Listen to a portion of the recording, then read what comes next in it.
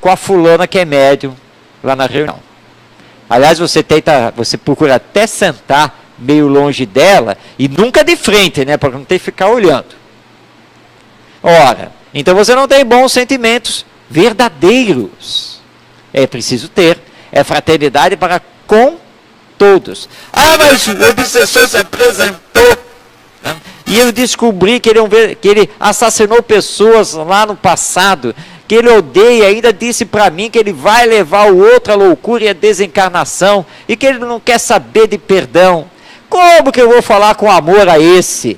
Esse aí Deus devia pegar e mandar ele lá para o umbral do umbral do umbral, né, para ele ficar lá 1 milênio sofrendo para ver se ele aprende a amar ao próximo. Olha só o que você acabou de colocar. Você quer que ele aprenda a amar o próximo, mas parece que você está precisando também realizar esse mesmo aprendizado. Jesus nos pediu para amarmos o nosso próximo e também o nosso inimigo, porque só o amor poderá superar todas as diferenças, desavenças e assim por diante.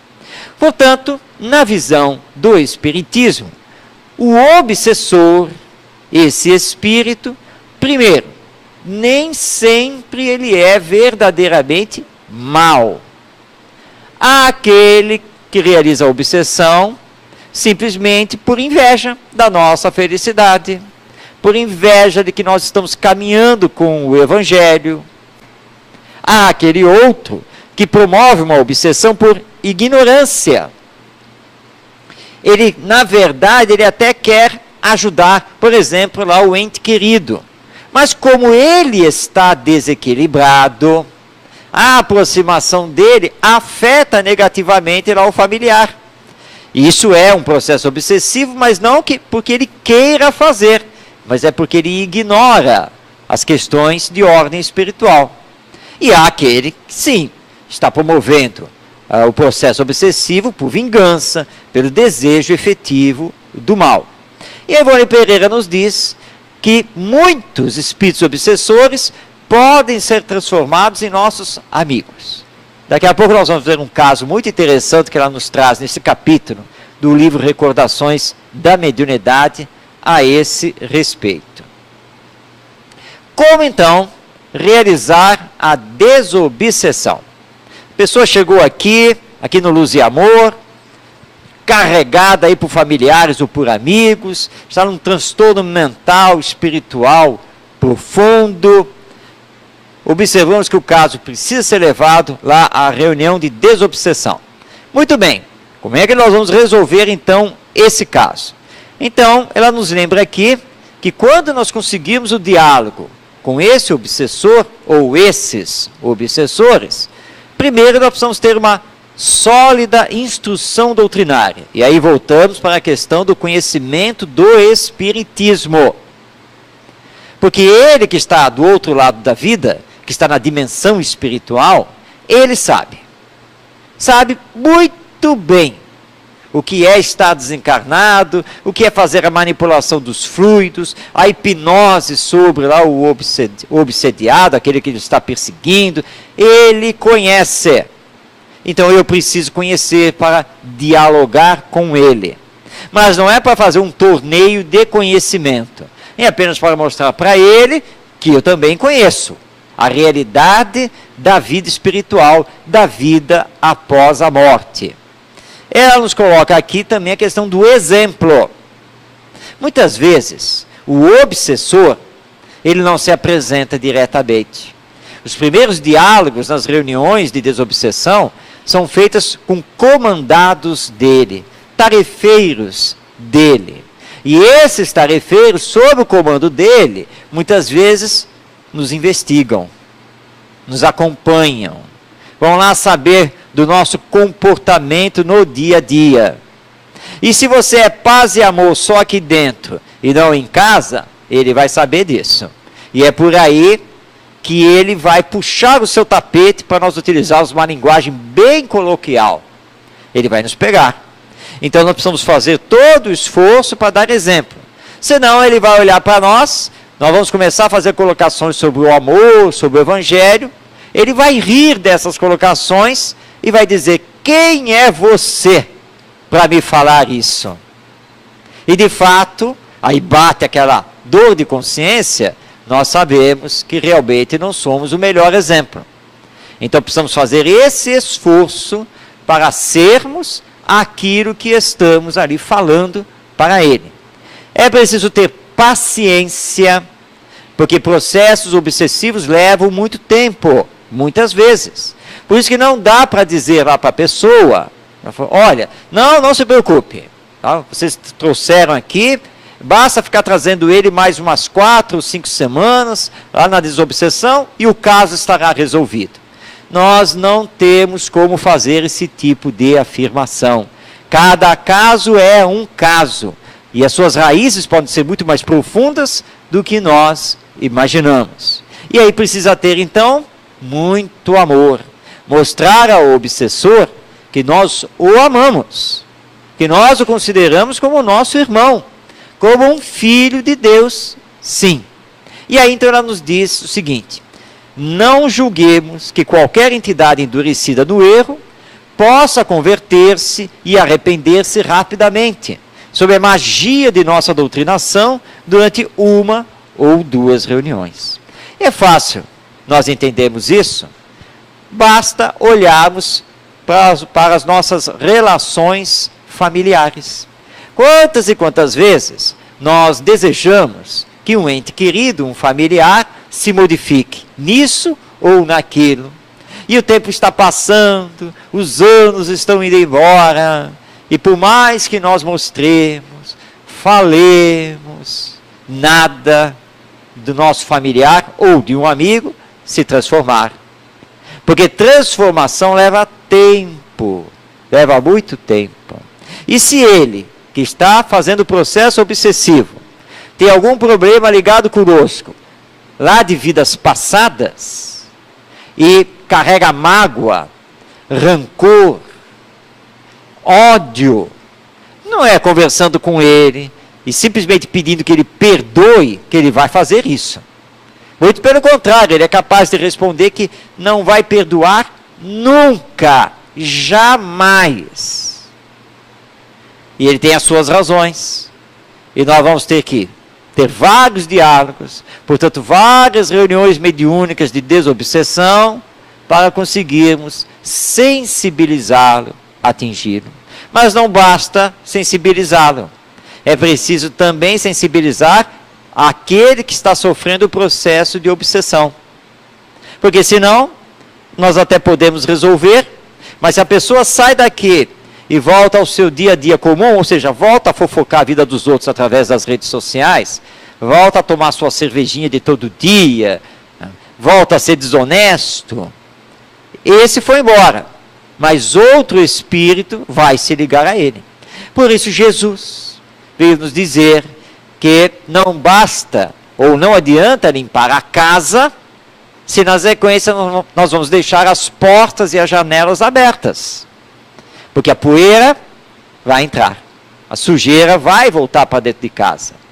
Mas Jesus não estava falando sobre uma questão material, mas sim sobre uma questão de ordem moral. Não adianta procurar o centro espírita, o socorro espiritual, receber esse socorro, se na sequência você não vai ser agradecido a Deus e a Jesus e vai voltar para a sua vidinha de sempre. Você está abrindo portas e janelas. E outros espíritos vão sintonizar com você e um novo processo obsessivo vai acabar acontecendo. Porque, segundo Allan Kardec, e novamente nós voltamos ao Evangelho segundo o Espiritismo, nos casos de obsessão grave, que existe a obsessão simples, existe a fascinação, existe a subjugação e a possessão. Subjugação e possessão são consideradas obsessões muito graves. E nesses casos, o obsediado, ou seja, o encarnado, ele se acha envolvido, impregnado de fluidos perniciosos, que neutralizam a ação dos fluidos salutares. Então a pessoa vem aqui, completamente dominada pelos espíritos obsessores, nós vamos então aplicar o passe, nós vamos dar a água frutificada, nós vamos levar o caso para a desobsessão, ele vai para tratamento espiritual e parece que nada melhora. As semanas passam e ele continua praticamente a mesma coisa. O que está acontecendo? É que ele está sob domínio desses espíritos inferiores. E sob domínio desses espíritos, tudo aquilo que nós procuramos fazer a favor dele, ele não consegue absorver. Os fluidos maus o dominam. A dominar o perispírito dele, a mente dele e o organismo físico dele. André Luiz, esse querido companheiro, que através do Chico Xavier nos trouxe obras maravilhosas, ele nos traz, por exemplo, na obra Obreiros da Vida Eterna, um caso de socorro da equipe espiritual a um companheiro, e o Jerônimo, que é o instrutor espiritual, ele vai dar o passe no companheiro, e André Luiz fica abismado com a cena. Não importa se possa falar com autoridade, que só existe onde há superioridade moral. Ou seja, nós vamos ter que atingir o obsessor no diálogo. E também o obsediado. Porque é preciso fazer com que ele acione a sua força de vontade, o seu querer sair dessa situação de estar dominado por esses espíritos. Ainda Kardec continua explicando que para garantir a libertação, ou seja, cortarmos esse processo obsessivo, precisamos induzir esse espírito perverso a renunciar aos seus maus desígnios. Ele está fazendo um processo de vingança, que ele jamais vai admitir, que para ele está fazendo justiça. Ela me fez não sei o que numa existência passada, eu simplesmente estou cobrando dela, fazendo justiça, porque ela precisa pagar pelo sofrimento que eu tive lá na outra existência. Só que nós precisamos mostrar a ele, racionalmente, que a justiça é a divina, é a formulada por Deus. E que quando nós fazemos justiça pelas próprias mãos, nós estamos ferindo essa justiça divina e vamos responder por isso. E que Deus, além de justo, é bom e misericordioso. Por isso nos dá nova oportunidade reencarnatória. E que o passado deve ficar lá no passado. Hoje, nós precisamos exercer a tolerância, a compreensão, o perdão, para encontrarmos mais rapidamente a felicidade e construirmos um futuro melhor. O que a vingança pelas próprias mãos, essa justiça pelas próprias mãos, com certeza não irá trazer essa felicidade. Nesse diálogo, nós precisamos levá-lo primeiramente ao arrependimento. Porque se este aqui, que hoje está encarnado, lá na existência passada, lhe fez o mal, mas agora é ele, que está desencarnado, que está fazendo o mal a esse. Ora, então os dois estão se igualando. Porque se ela ou ele fez o mal na existência passada, hoje você, que está aí no papel de espírito obsessor, está fazendo o mal também. Isso não vai gerar felicidade. Então o arrependimento é muito importante, de perceber o caminho equivocado que se tomou, e aí o desejo de fazer o bem. Essas instruções, através do diálogo, é que nós temos que ir passando ao espírito obsessor, para que ele consiga entender a lei divina e a necessidade do amor, a necessidade do evangelho, que é para todos. Tudo isso Allan Kardec nos colocando. Ainda nos diz que o obsediado, ou seja, aquele que está sofrendo o processo obsessivo, que chegou aqui do centro espírita, esse também precisa fazer a sua parte. Primeiro, compreender a sua situação, que ele está sofrendo um assédio de ordem espiritual. Segundo, que ele precisa prestar o concurso da sua vontade, o seu querer. a sua força de vontade de querer sair desse processo obsessivo. Ele precisa